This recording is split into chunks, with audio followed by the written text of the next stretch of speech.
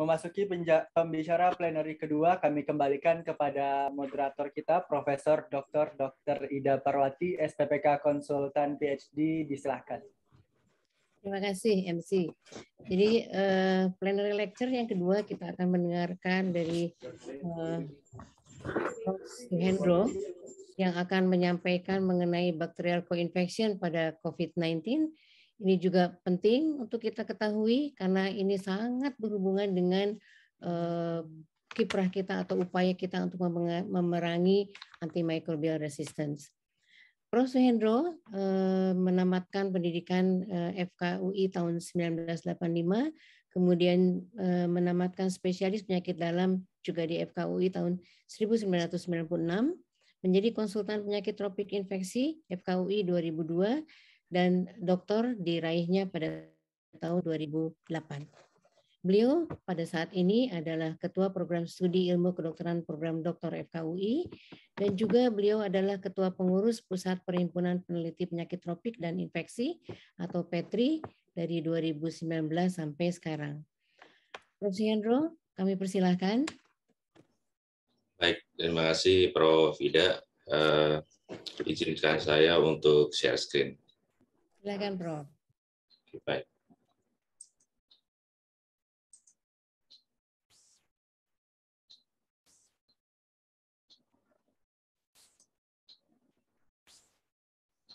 Baik, terima kasih. Saya akan mulai presentasinya. Bismillahirrahmanirrahim. Assalamualaikum warahmatullahi wabarakatuh. Selamat pagi, salam sejahtera untuk kita semua. Pertama-tama saya mengucapkan terima kasih banyak kepada panitia atas kesempatan yang diberikan kepada saya untuk menyampaikan masalah infeksi bakteri pada pasien COVID-19. Presentasi saya dibagi atas 4, yaitu mengenai definisi, epidemiologi, diagnosis secara klinis dan lab, serta pengobatan. Akan saya mulai dengan sebagai pendahuluan. Dari kepustakaan yang ada, memang ada 2 definisi ya, yang disebut dengan bakteri infeksi atau infeksi sekunder. Pada presentasi ini saya gabungkan karena intisarinya dua-duanya membutuhkan antimikroba, ya, khususnya dalam hal ini antibiotik. Untuk bakteri koinfeksi didefinisikan pada waktu penderita itu menderita COVID, dia secara bersamaan mengalami infeksi bakteri. Sedangkan kalau secondary infection, dia muncul pada waktu sebagian besar karena perawatan di rumah sakit. Dan divisi ini didukung oleh adanya isolat yang berasal dari respiratory tract atau dari blood culture, ya. Walaupun memang banyak sekali informasi bahwa respiratory tract bisa saja terjadi komunikasi, tapi secara umum dari literatur yang muncul menggunakan data-data, salah satunya buktinya adalah dari kultur daripada respiratory tract, ya, kurang lebih demikian. Nah, dari data yang ada, dari literatur yang ada, kita ingin tahu besaran masalah daripada infeksi bakteri, baik itu koinfeksi atau secondary infection. Bagaimana besaran masalah yang ada pada pasien yang menderita COVID-19, itu baik di rumah sakit atau di community. Nah, ada penelitian daripada multicenter dari beberapa rumah sakit untuk melihat berapa besar penggunaan daripada terapi empiris pada penelitian pada COVID. Ternyata dari data yang ada, itu dari 1.700 pasien, itu sebagian besar 60% mendapatkan terapi antimikroba. Ya. Dan walaupun hanya 3,5% yang dapat dikonfirmasi sebagai infeksi bakteri, dan karakteristik daripada pasien-pasien yang mendapat terapi antimikroba itu sebagian besar adalah usianya lebih tua dan lebih berat, dan ini wajar karena pasien-pasien yang khususnya masuk ke ICU yang kritis itu membutuhkan antimikroba. Dan tampaknya karakteristik rumah sakit juga berpengaruh, yaitu rumah sakit yang profit dalam hal ini mungkin swasta itu lebih tinggi penggunaan antimikroba dibandingkan yang pemerintah. Jadi merupakan karakteristik dari pasien-pasien yang mendapat terapi antimikroba dari penelitian ini. Dan tampaknya mungkin di tempat di Indonesia, tempat saya juga bekerja, juga hampir sama, sebagian besar akan mendapatkan antimikroba. Ya, oleh karena itu perlu kita review mengenai penggunaan antimikroba tersebut. Ini merupakan data-data yang ada dari penelitian kohort. Nah, apabila kita lihat dari tabel di sini, kalau yang secondary infection itu range-nya dari 0 sampai 42 dengan metode yang berbeda-beda. Ada yang menggunakan bacterial diagnostic method maupun dari klinis. Tapi dari data yang ada dari penelitian ini, range-nya antara dari 0 sampai 42. Sedangkan yang co-infection juga sama, 0 sampai 45. Dari data ini kemudian kita dari penulis ini mencoba untuk membuat berapa kira-kira secara total besaran masalah daripada infeksi bakteri, itu bacterial infection maupun secondary infection. Dengan analisis lanjutan dari penelitian ini terlihat bahwa apabila kelompok yang koinfeksi yang di atas, setelah dikumpulkan itu range-nya sekitar 3,5%, sedangkan apabila bacterial infection dia sekitar 14,3%, dan apabila digabung tetap saja rendah di bawah 10%, yaitu 6,9%. Ya, jadi dari data ini terlihat bahwa baik koinfeksi maupun secondary infection range-nya antara 3,5 sampai 14,3, dan apabila total itu sekitar 6,9%. Jadi memang tetap tidak terlalu tinggi. Apabila dianalisis berdasarkan beratnya penyakit, terlihat bahwa secara total yang berat itu sekitar 5,9%. Akan tetapi apabila di kelompokan khusus yang pasien-pasien kritis itu sekitar 8,1, dan total adalah 6,1 apabila di stratified dari beratnya penyakit, ya, dari beratnya daripada penyakit daripada COVID-19. Jadi dari data tersebut bisa dilihat jumlah dari atau presentasi daripada infeksi bakteri baik infeksi maupun secondary infection itu relatif rendah. Nah, masalahnya bagaimana kita mencoba menganalisis kira-kira bagaimana secara klinis maupun laboratori yang bisa kita gunakan khususnya buat kami ini klinisi untuk melihat kemungkinan dia ada infeksi bakteri, ya, baik koinfeksi maupun secondary infection. Jadi kita mencoba untuk melihat dari data-data literatur kira-kira klinisnya bagaimana dan laboratorinya kayak seperti gimana. Dan apabila kita lihat dari penelitian yang menggunakan gold standard kultur darah ini terlihat pada pasien-pasien yang dikumpulkan. Inilah sebelah kiri merupakan karakteristik yang mungkin dapat kita gunakan untuk menduga penderita tersebut mengalami infeksi bakteri berdasarkan gold standard kultur darah, ya. Sebagian besar tentunya ada comorbidity, ya, comorbidity yang tertinggi adalah diabetes dan hipertensi, ya, karakteristiknya, dan ini saya pikir umum untuk pasien COVID. Tapi bagaimana labnya? Labnya apabila kita lihat tampak ada sedikit perbedaan, yaitu dari hemodinamik yang cenderung lebih rendah dan sel darah putih serta ANC dan laktatnya yang lebih tinggi. Saya pikir ini wajar dan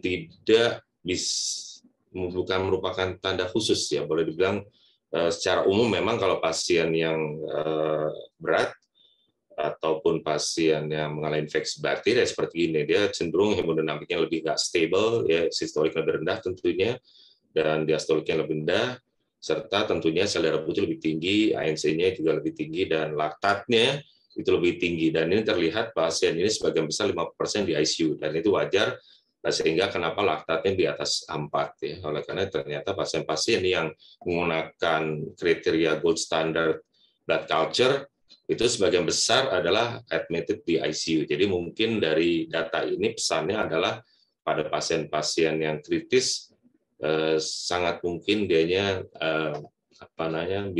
mempunyai risiko untuk mengalami infeksi bakteri, kurang begitu. Artinya pada pasien kelompok COVID yang kritis.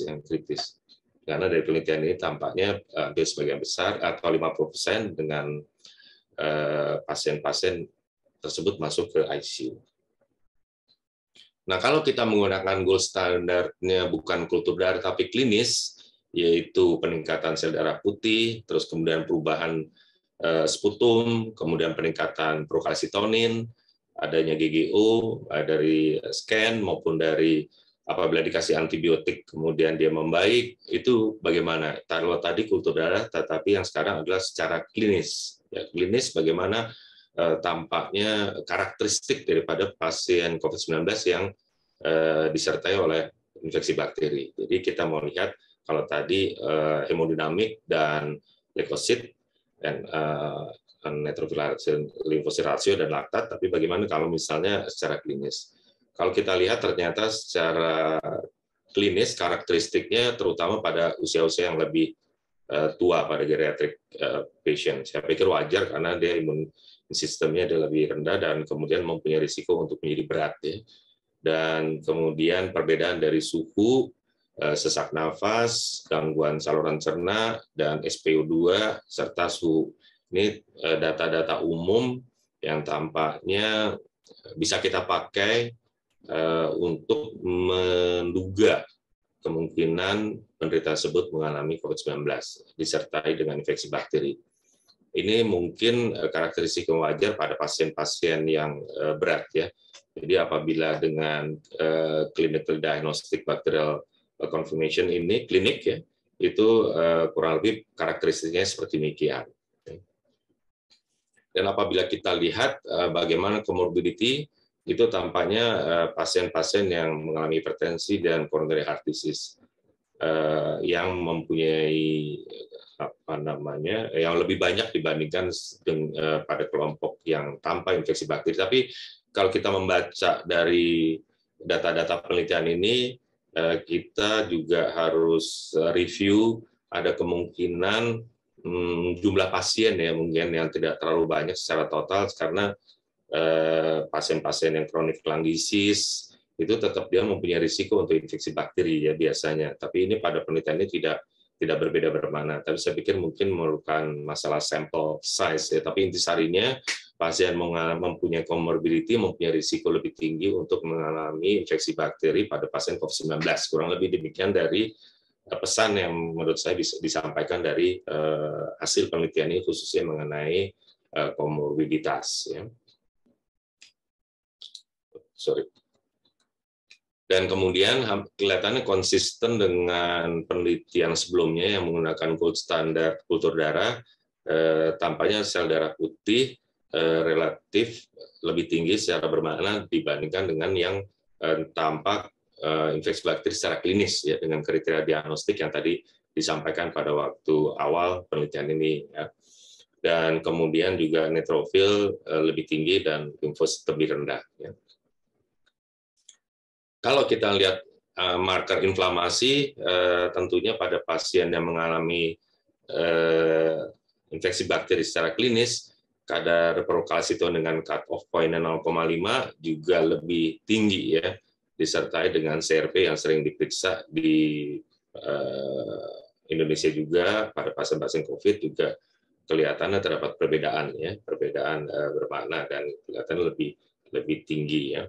Sedangkan lab lain, marker-marker inflamasi yang lain banyak juga yang bisa dipakai untuk menduga apa pasiennya mengalami COVID-19 ya, disertai dengan infeksi bakteri. Dan apabila secara radiologis kelihatan yang menurut saya penting di sini adalah adanya pleural effusion. Jarang sekali pasien COVID-19 itu mengalami pleural effusion, tapi apabila disertai pleural effusion, sangat mungkin dia mengalami infeksi bakteri, ya, sangat mungkin infeksi bakteri. Dan untuk pembuktian tentu kita perlu lakukan aspirasi daripada cairan pleura, ya. Dan pasien-pasien mengalami infeksi yang berat akibat COVID-19 dan dirawat di ICU, dianya memang mempunyai risiko tinggi, ya, dengan mengalami hospital-acquired infection. Sorry. Jadi ini apabila secara klinis, tadi secara blood culture, ini secara klinis dari parameter lab yang nampak, yang konsisten adalah dibandingkan dengan yang kultur darah, kelihatannya sel darah putih yang lebih tinggi, neutrophil lymphocyte ratio lebih tinggi, dan pasien berat itu laktatnya lebih tinggi, secara hemodinamiknya unstable, ya. Tapi kelihatannya dari dua penelitian ini belum ada yang clue yang pasti buat kita klinis ini memang mengalami infeksi bakteri atau tidak, ya. Karena belum ada penelitian yang sampai saat ini menampilkan tanda yang khas yang bisa digunakan, yaitu secara umum yang bisa, tapi kita coba lihat apakah ada hal lain yang bisa kita pakai untuk menduga bahwa ini kemungkinan infeksi bakteri atau tidak pada pasien COVID-19, ya. Nah, apabila menggunakan kriteria diagnostik kultur tapi dari lokal, dari saluran nafas, pada penelitian ini terlihat ada 47 respiratory yang dikumpulkan, ya, dan terlihat sebagian besar kuman-kuman adalah kuman gram positif yang sensitif, ya, methicillin sensitif, Haemophilus influenza, Streptococcus, ya. Dan sebagian besar adalah 3 bakteri ini, dan sebagian kecil adalah multiple bacteria, ya. Nah, dari penelitian yang ini yang menggunakan respiratory tetap menyampaikan kesan bahwa infeksi bakteri pada ARDS itu tidak terlalu tinggi, ya, tidak terlalu tinggi. Sehingga dapat disimpulkan dari ketiga paper tadi, baik secara kultur darah, secara klinis maupun daripada kultur daripada respiratory tract, itu bahwa sedikit peran daripada infeksi bakteri pada penderita COVID-19. Tetapi sebaliknya, penggunaan antimikroba hingga saat ini, termasuk juga mungkin di Indonesia dan tempat saya bekerja, itu masih tinggi, ya, masih tinggi, ya. Dan hal itu menurut saya bisa disebabkan karena tingginya morbiditas dan mortalitas, serta belum ada terapi yang sangat efektif untuk terapi COVID-19. Mungkin sekarang yang sudah molnupiravir itu mungkin bisa memberikan hasil, tapi sampai saat ini kita klinisi kadang-kadang dihadapkan kondisi kadang-kadang pasien menjadi buruk, itulah gitu. Sehingga itulah alasan mungkin terjadinya penggunaan antimikroba yang sangat tinggi, ya. Dan dari hasil penelitian tampaknya peningkatan CRP mungkin masih bisa digunakan, ya, walaupun tadi saya bilang pada pasien-pasien yang COVID itu 19 itu juga terjadi peningkatan, ya, terjadi peningkatan, dan juga parameter inflamasi marker yang lain yang pasien khususnya mengenai CRP, saya komentari bahwa tidak bisa digunakan peningkatan satu-satunya, ya, peningkatan satu-satunya itu menjadi justifikasi itu pemberian antimikroba, ya. Karena memang proses ini marker inflamasi bukan marker daripada infeksi.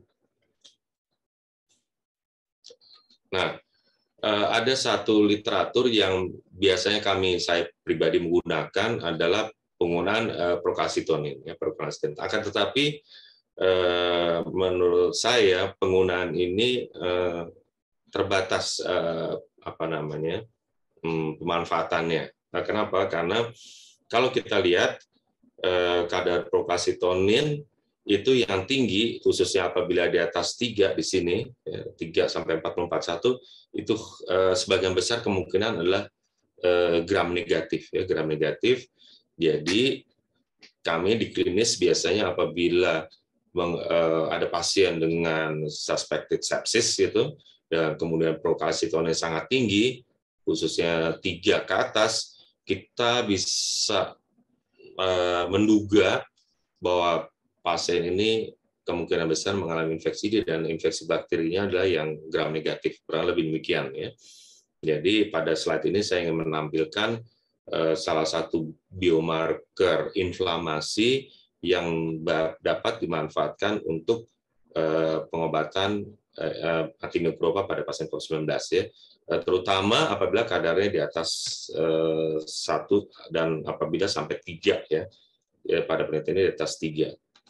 Nah, apabila kita cek itu ternyata sekitar 1 sampai 3 itu dapat diduga bahwa dia akan mengalami infeksi bakteri dan bakterinya adalah gram negatif, sehingga pada kondisi-kondisi pasien yang sepsis dan kemudian populasi yang sangat tinggi, kita hampir yakin bahwa ini kemungkinan besar infeksi bakteri, dan infeksi bakteri itu adalah gram negatif, dan ini sangat bagus untuk pengobatan pasien di awal ya.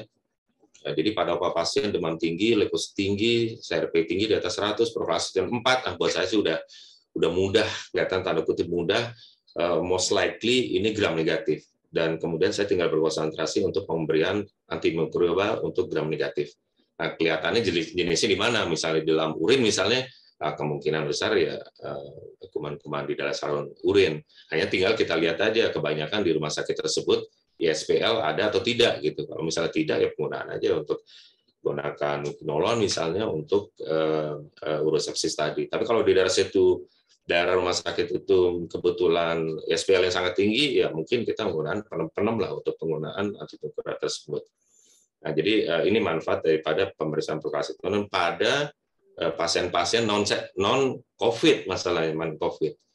Nah, tapi bagaimana kalau penggunaan pada COVID? Nah, kebetulan saya punya data di rumah sakit tempat saya kerja, sayangnya pada penderita COVID itu hanya pasien-pasien yang meninggal yang sangat tinggi, yang 3 sampai 3,81, pasien-pasien yang sangat berat dan sebagian besar meninggal. Jadi tadi saya bilang kalau pasien yang non-COVID, pasien sepsis, procalcitonin tinggi, itu kita punya waktu untuk memberikan antimikroba gram negatif. Tapi kalau misalnya pada pasien COVID, tampaknya yang udah tinggi-tinggi ini udah pasien yang sangat-sangat berat. Jadi marker-marker inflamasi itu terbatas penggunaannya pada COVID-19. Dan assessment-nya juga kita mesti mikir-mikir ini khususnya pada pasien yang survive ini nggak pernah sangat-sangat tinggi, ya. Pengalaman ya di bawah 1, jarang sekali yang di atas 1, kecuali pasien itu yang meninggal. Jadi penggunaan biomarker procalcitonin pada penderita yang non-COVID banyak manfaatnya yang tinggi. Tapi kalau yang COVID terbatas karena kebanyakan besar pasiennya meninggal. Dan yang survive itu di bawah 1. Dan saya juga biasa menggunakan juga CRP, tetapi dengan catatan biasanya kalau misalnya CRP-nya tinggi, kemudian ada data-data sitokin yang lain, misalnya interleukinnya tadinya tinggi kemudian turun, tapi CRP makin tinggi, ya kita mungkin itu suspected daripada infeksi bakteri. Tapi secara umum memang pada penderita COVID-19 itu sangat rendah. Rendah, bukan sangat rendah, rendah. Nah, masalahnya adalah dari data tadi epidemiologi rendah, kemudian menggunakan standar biomarker kultur darah, kemudian klinis, kemudian lokal, itu ya semuanya ya agak susah kita untuk melihat bahwa kita perlu antimikroba ya atau tidak. Nah, sehingga ada beberapa tadi clue-clue yang bisa dimanfaatkan, biomarker inflamasi, misalnya hemodinamik unstable, kemudian laktat, kemudian leukosit, peningkatan leukosit, tapi tidak spesifik, dia sensitif tapi tidak spesifik. Sehingga saya mencoba kalau begitu bagaimana kira-kira penggunaan antimikroba pada pasien yang mengalami COVID-19.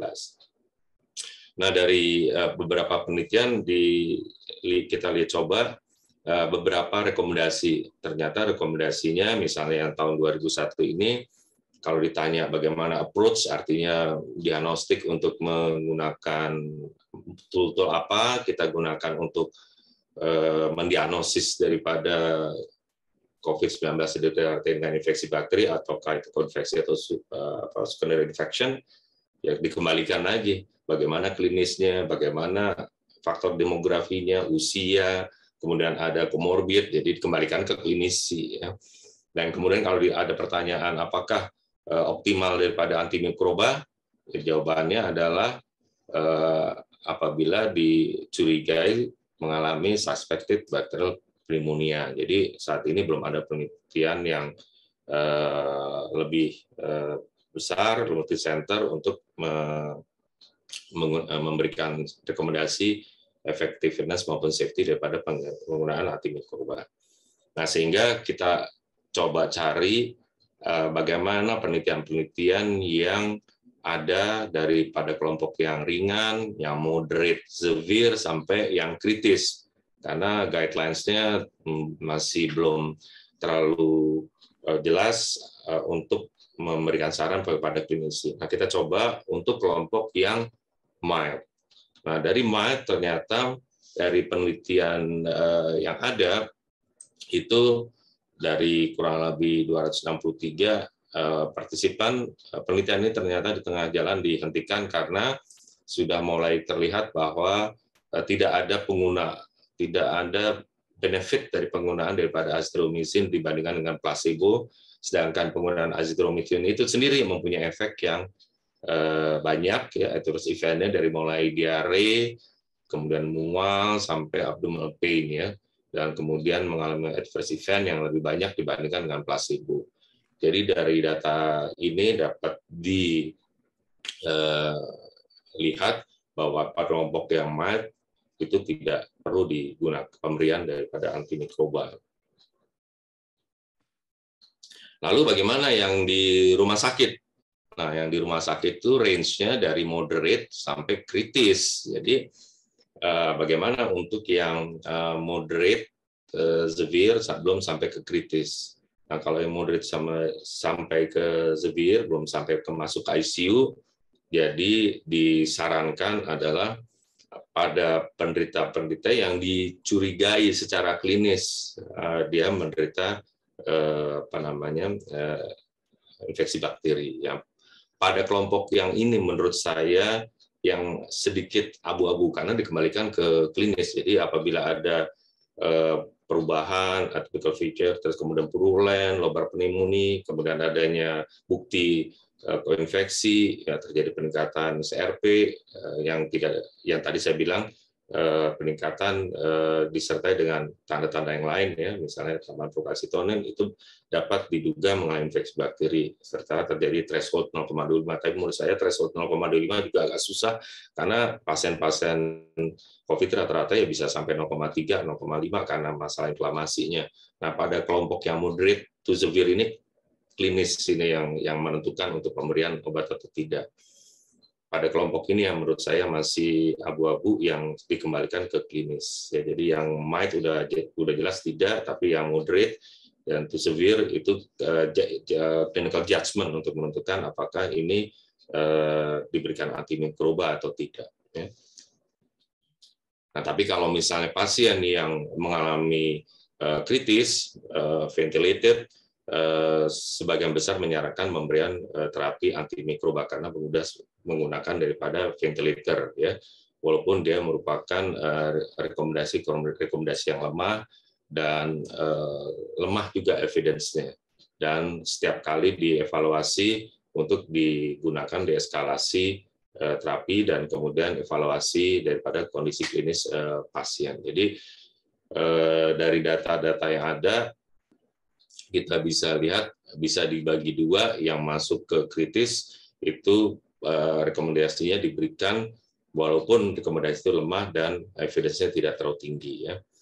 Sedangkan kalau yang moderate itu apabila secara klinis tadi dengan syarat-syarat yang tadi disampaikan dari klinis itu menjudge bahwa ini ada suspected daripada infeksi bakteri, pada kelompok itulah yang diberikan. Tapi tidak semua kasus-kasus yang dirawat itu diberikan antimikroba, ya. Kurang lebih itu dari 3 slide yang saya sampaikan. Dan akhirnya sebagai sebagai summary, bakteri co-infection itu jarang pada pasien COVID-19 dan antibiotik terapi tidak direkomendasikan pada penggunaan mild, dan penggunaan pada moderate sampai severe itu di assessment secara klinis untuk menentukan apakah perlu atau tidak penggunaan antibiotik. Semua pasien moderate to severe itu diberikan, dan tentunya penggunaan antimikroba disesuaikan dengan lokal, kultur lokal untuk menentukan antibiotik yang dipilih, serta host factors, misalnya fungsi ginjal terganggu, maupun daripada kondisi comorbidity. Mungkin itu aja yang bisa saya sampaikan, dan saya ucapkan terima kasih banyak. Terima kasih Pak jadi sudah menyampaikan dengan sangat rinci bahwa sebenarnya bakterial pada pasien COVID itu rendah ya Pak ya, sehingga pemberian antibiotik benar-benar melihat dari klinis. Suaranya gaung gitu ya? Bisa dibantu oleh marker dari lagi. Terima kasih Prof. Sebelum tempat kita baca dulu bersama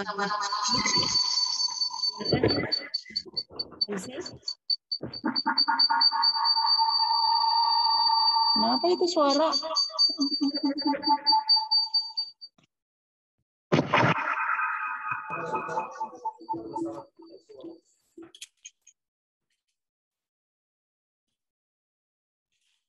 Terima kasih kepada Profesor Dr. Ida Parwati, SPPK Konsultan PhD. Sebelum menutup sesi kali ini, dimohon kepada pembicara, moderator, dan panitia yang terlibat agar dapat mengaktifkan kamera untuk sesi foto bersama.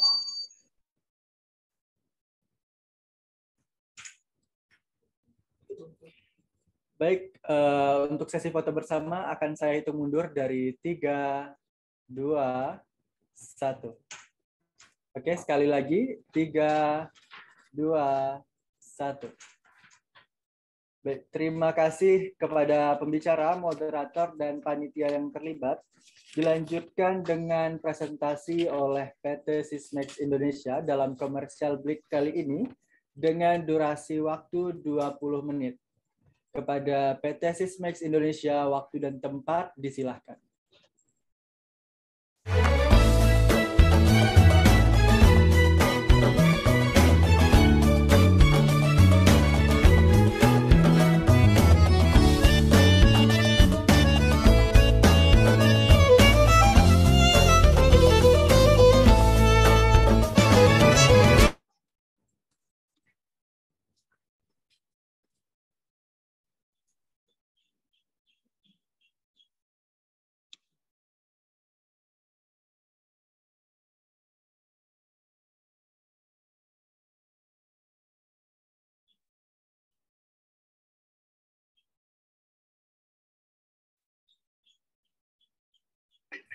Apakah selamat pagi Bapak Ibu, Dokter, Prof. Apakah layar monitor saya sudah terlihat? Sudah. Oke, terima kasih. Selamat pagi Bapak dan Ibu yang terhormat. Nama saya Dr. Jeffrey Susilo. Saya adalah seorang Medical Scientific Liaison dari Sysmex Asia Pasifik. Terima kasih atas waktu Anda untuk menyimak presentasi kami. Kami juga ingin berterima kasih kepada organizer yang telah memberikan waktu di dalam acara konferensi ini. Di dalam presentasi ini, kami ingin memperkenalkan 2 parameter, yaitu UTI info dan PAC info, yang terdapat di dalam instrumen penganalisa urin otomatis kami, UF4000 dan UF5000, yang memiliki potensi untuk digunakan dalam penanggulangan resistansi antimikroba pada kasus infeksi saluran kemih. Kami akan memulai presentasi ini dengan mengulas secara umum masalah resistansi antimikroba, efeknya kepada kesehatan masyarakat di dunia, dan kejadian resistansi bakteri di dalam kasus infeksi saluran kemih di Indonesia. Setelah itu, kami akan membahas secara singkat pengobatan infeksi saluran kemih non-komplikat menurut tata laksana UAA-AAUS yang berlaku di Asia. Kami juga akan mengulas potensi penggunaan instrumen dan parameter kami untuk membimbing seleksi antibiotik dan kasus yang mungkin membutuhkan kultur urin. Sebelum menutup presentasi ini, kami juga akan mendiskusikan beberapa studi yang mendukung penggunaan klinis parameter-parameter ini. Untuk memulai, kami akan mengulas dengan singkat masalah resistansi antimikroba di dunia dan juga di Indonesia, dan juga peran dari infeksi saluran kemih untuk masalah ini.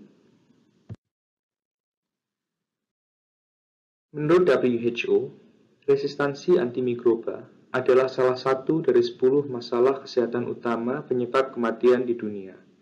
Selain menyebabkan infeksi lokal dan sepsis yang sulit dikontrol, resistansi antimikroba juga menyebabkan masalah perekonomian, terutama di negara-negara berkembang. Oleh karena perlunya perawatan rumah sakit yang panjang, dan juga mahalnya antibiotik-antibiotik khusus yang kiranya dibutuhkan untuk mengkontrol infeksi. Seperti yang diketahui, penyebab utama resistansi antimikroba adalah penyalahgunaan atau penggunaan antibiotik yang berlebihan di manusia dan juga binatang, yang kemudian menyebabkan mutasi genetik di dalam mikroba untuk mengurangi atau menghapus keefektifan zat-zat antimikroba termasuk antibiotik. Peta ini menunjukkan kejadian resistansi bakteri Escherichia coli kepada antibiotik coamoxiclav atau Augmentin di dunia. Meskipun data tidak tersedia untuk Indonesia secara khusus, Anda bisa melihat bahwa kebanyakan kasus resistansi terdapat di negara-negara berkembang seperti India, Pakistan, Meksiko, dan juga beberapa negara di Afrika. Di Indonesia, resistansi antimikroba adalah juga merupakan masalah yang cukup besar. Berdasarkan studi di sebuah rumah sakit swasta di Tangerang, E. coli dan Klebsiella pneumonia (ESBL) mempunyai angka kejadian yang mencapai hampir 60%. Lebih-lebih lagi, dalam sebuah studi di RSUD Dr. Sutomo, kejadian resistansi bakteri di urin kepada antibiotik golongan beta-laktam hampir mencapai 90%. Resistansi antimikroba juga memiliki efek yang sangatlah signifikan untuk tingkat kematian di dunia. Seperti yang dapat Anda lihat di dalam peta ini, menurut WHO, resistansi antimikroba menyebabkan lebih dari 5,5 juta kematian per tahun di benua Asia. Dan nilai ini adalah sebuah nilai yang bahkan melampaui angka kejadian di benua Afrika. Sebagai negara yang memiliki populasi terbesar ketiga di Asia, penanggulangan resistansi antimikroba di Indonesia diharapkan untuk mengurangi dengan signifikan tingkat kematian dari infeksi dan juga sepsis di Asia. Sekarang, kami akan mengulas secara singkat infeksi saluran kemih dan pentingnya pengobatan yang tepat dan tertarget untuk melawan resistansi antimikroba. Infeksi saluran kemih, seperti yang Anda ketahui, adalah infeksi kedua yang paling sering diketemukan di dunia setelah infeksi saluran pernafasan. Oleh karena itu, penggunaan antibiotik yang tepat dalam penanganan infeksi saluran kemih dapat memiliki pengaruh yang besar dalam penanggulangan resistansi antimikroba secara umum. Di Indonesia, prevalensi infeksi saluran kemih berkisar antara 5 dan juga 15%, dengan angka kejadian yang mencapai 100 kasus per 100.000 penduduk per tahun. Menurut sebuah studi ISK di RSUD Dr. Sutomo, batang gram negatif, khususnya E. coli, Klebsiella pneumonia, dan juga Pseudomonas aeruginosa adalah penyebab utama ISK. Bakteri gram positif, terutama Staphylococcus dan juga Enterococcus, adalah merupakan penyebab-penyebab ISK yang signifikan, terutama di kasus ISK komplikat atau yang diperoleh dari rumah sakit. Infeksi saluran kemih diobati melalui penggunaan antibiotik. Tipe, durasi, dan metode administrasi antibiotik yang digunakan berbeda tergantung lokasi infeksi, adanya benda asing, jenis kelamin pasien, status klinis, dan yang lain-lain. Untuk infeksi saluran kemih non-komplikat, tata laksana yang dikeluarkan oleh UAAAUS yang kiranya berlaku di Asia menganjurkan penggunaan fosfomycin, nitrofurantoin, peptrim, cefalexin, atau cefaclor sebagai antibiotik baris pertama. Dan ini kurang lebih sama dengan tata laksana yang ada secara lokal di Indonesia. Akan tetapi, apabila bakteri penyebab adalah berbentuk kokus atau diidentifikasi sebagai Staphylococcus saprophyticus, tata laksana UAAAUS ini menganjurkan penggunaan coamoxiclav atau fluoroquinolone seperti ciprofloxacin atau levofloxacin. Meskipun bentuk dan identitas bakteri dapat dievaluasi menggunakan mikroskopi setelah gram staining atau lewat kultur urin, metode-metode ini memerlukan biaya, tenaga kerja ekstra yang berpengalaman, dan juga waktu yang cukup lama. Dan oleh karena itu, teknologi yang kiranya dapat mengidentifikasi tipe umum bakteri dan memprediksi hasil kultur urin secara tepat dan akurat dalam waktu beberapa menit saja mempunyai potensi kegunaan yang tinggi dalam pengobatan infeksi saluran kemih. Di dalam situasi inilah, penganalisa urin otomatis Sysmex dapat memberikan solusi yang menjanjikan. Instrumen UF4000 dan UF5000 adalah penganalisa urin otomatis generasi terbaru yang menggunakan teknologi flow cytometry dengan laser biru yang memiliki panjang gelombang lebih pendek daripada laser merah yang digunakan oleh instrumen lainnya. Alat UF5000 kami hanya memerlukan 0,45 ml sampel urin dan dapat memproses sampai 105 sampel per jam. Parameter yang dilaporkan adalah termasuk sel darah merah, sel darah putih, sel epitel squamosa, jumlah bakteri, kristal, dan yang lain-lain. Di dalam presentasi ini, kami akan memfokuskan diskusi kami kepada parameter BAC-info dan UTI-info yang kiranya memiliki kegunaan yang khusus untuk melawan resistansi antimikroba di dalam kasus-kasus infeksi saluran kemih. Sekarang, kami akan mengulas secara dasar teknologi yang digunakan oleh sistem UF4000 atau 5000. Jadi setelah teraspirasi, sampel urin kemudian akan diproses melalui pencampuran dengan zat surfaktan, zat pengencer, dan juga larutan fluoresensi. Analisa sampel dengan teknologi flow cytometry akan kemudian dilakukan di dalam 3 saluran, yaitu saluran SF untuk partikel yang tidak memiliki nukleus, saluran CR1 untuk penganalisaan lengkap sel darah putih dan sel epitel, dan juga saluran CR2 yang dikhususkan untuk penganalisaan dan penghitungan jumlah bakteri.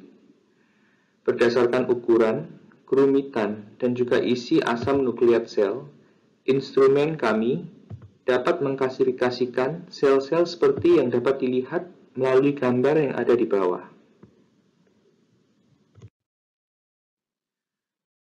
Seperti yang telah kami ulas secara singkat, 2 parameter yang memiliki potensi dalam perlawanan resistansi antimikroba pada infeksi saluran kemih adalah BAC-info dan UTI-info. Parameter BAC-info dapat membedakan antara bakteri gram positif dan bakteri gram negatif berdasarkan ukuran sel dan level fluoresensi yang dianalisa melalui flow cytometry. Seperti yang diketahui, bakteri gram negatif memiliki dinding sel peptidoglikan yang lebih tipis dibandingkan bakteri gram positif. Dan oleh karena itu, mereka adalah lebih rentan terhadap efek zat surfaktan yang menyebabkan lisis membran sel. Akibatnya, zat fluoresensi yang digunakan dalam pemrosesan sampel dapat masuk secara lebih ke dalam sel bakteri gram negatif dibandingkan sel bakteri gram positif. Bakteri gram negatif dan gram positif memiliki karakteristik yang sangatlah unik di scattergram yang akan dihasilkan oleh instrumen kami. Sesuai yang diharapkan, bakteri gram negatif terletak lebih kanan di dalam diagram ini oleh karena tingkat fluoresensi yang dihasilkan adalah lebih tinggi dibandingkan bakteri gram positif. Hasil analisa final kemudian akan dilaporkan oleh instrumen sebagai gram positif tanda tanya, gram negatif tanda tanya, atau gram positif garis miring negatif tanda tanya apabila terjadi infeksi bakteri campuran. Perlu kami tekankan bahwa hasil ini akan dilaporkan dalam waktu 50 detik saja per sampel dan tanpa ada biaya tambahan untuk laboratorium yang bersangkutan ataupun pasien. Parameter UTI info juga memiliki kegunaan yang unik di mana kecenderungan diagnosa infeksi saluran kemih akan diindikasikan oleh instrumen kami berdasarkan jumlah bakteri dan sel darah putih yang ada per mikroliter sampel urin. Parameter ini dapat dikostumisasi oleh pelanggan dengan mengatur nilai cut-off untuk jumlah bakteri dan sel darah putih sesuai data yang ada dari studi lokal atau internasional. Oleh karena itu, parameter ini memiliki potensi yang sangatlah tinggi dalam proses flagging atau pengidentifikasian kasus-kasus infeksi saluran kemih di mana kultur urin cenderung positif, dan oleh karena itu dapat membantu dokter yang menangani untuk membuat keputusan mengenai manajemen pasien selanjutnya. Dalam 2 slide PowerPoint ke depan, kami akan mengulas beberapa studi pendukung yang ada di dalam literatur medis mengenai parameter-parameter BAC info dan UTI info. Dalam studinya yang menganalisa lebih dari 100 sampel urin menggunakan instrumen UF5000, Yang et al. Menemukan bahwa parameter BAC info memiliki sensitivitas 80% dan spesifisitas 88% untuk mendeteksi batang gram negatif. Akan tetapi, untuk pendeteksian kokus gram positif, mereka menunjukkan bahwa sensitivitas adalah lebih rendah dalam angka 70%, meskipun spesifisitas adalah 87%. Kim et al. Di tahun 2018 menganalisa lebih dari 1.400 sampel urin dan membandingkan hasil antara UF5000 dan kultur urin. Mereka menemukan bahwa parameter BAC info memiliki sensitivitas yang cukup tinggi, yaitu 92% dan spesifisitas 90% untuk mendeteksi bakteri gram negatif. Untuk pendeteksian bakteri gram positif, seperti yang telah diketemukan oleh Yang et al., sensitivitas dan spesifisitas adalah lebih rendah, yaitu 81% dan 80%. Kim et al. Juga menemukan bahwa nilai cut-off optimal untuk memprediksi kultur urin positif, yaitu paling tidak 100.000 koloni forming unit per mikroliter, adalah paling tidak 71 bakteri per mikroliter dengan sensitivitas yang tinggi, yaitu 95%, dan spesifisitas 84%. Ren et al. Di tahun 2018 juga menganalisa 566 sampel urin dan membandingkan hasil UF5000 dengan hasil kultur urin. Mereka menemukan bahwa nilai cut-off optimal untuk memprediksi kultur urin negatif adalah kurang dari atau sama dengan 30 bakteri per mikroliter dan kurang dari atau sama dengan 200 sel darah putih per mikroliter dengan sensitivitas yang sangatlah tinggi, yaitu 98%, dan negative predictive value yang hampir sempurna dalam angka 99%. De Rosa et al. Di tahun 2018 menganalisa lebih dari 2.000 sampel urin dan membandingkan juga antara hasil UF5000 dengan hasil kultur urin. Mereka menemukan bahwa parameter BACINFO yang terdapat di alat UF5000 memiliki sensitivitas 82% dan spesifisitas 93% untuk mengidentifikasi bakteri gram negatif. Mereka juga menemukan bahwa nilai cut-off optimal untuk memprediksi kultur urin positif adalah paling tidak 58 bakteri per mikroliter dengan sensitivitas 99% dan juga area under the curve 0,973.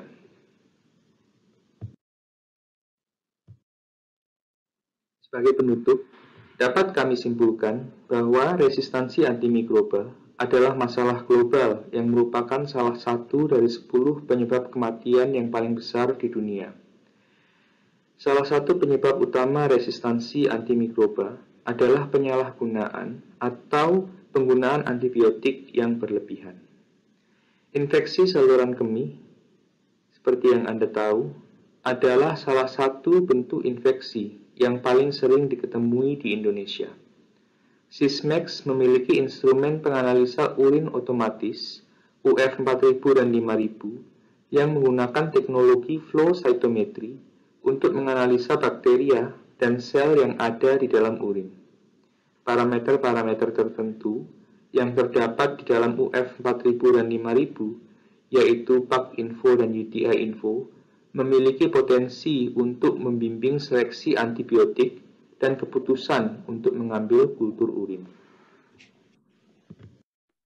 Di dalam slide ini, kami telah mendaftarkan referensi-referensi yang telah dipakai dalam mempersiapkan presentasi yang singkat ini. Terakhir, kami berterima kasih atas perhatian Anda